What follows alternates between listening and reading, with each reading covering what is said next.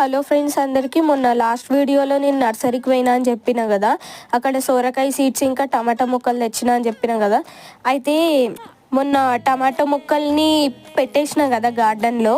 అయితే నిన్న కూడా వర్షం పడుతుందని మా నాయనమ్మ ఏం చేసిందంటే కొంచెం కింద స్పేస్ ఉంటే కింద కొంచెం స్పేస్ చేసి అక్కడ ఏదో చెట్టు ఉంటే పీకేసి ఆ సొరకాయ సీడ్స్ అనేది వేసింది. ఎందుకంటే వానలు మంచిగా పడుతున్నాయి, 4 days నుంచి అసలు వాన ఆగుతలేదు.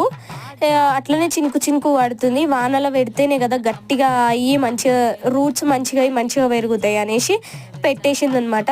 అక్కడ మా వంకాయ చెట్టు చూసిర్రా, ఆ వంకాయ చెట్టు సీడ్స్ నేను ఎక్కడ తీసుకున్నా తెలుసా? మీషోలో ఆర్డర్ చేసినప్పుడు పెట్టిన చూడండి ఎంత మంచిగా వస్తుందంటే, నేను 4 times హార్వెస్ట్ చేసిన వంకాయలని.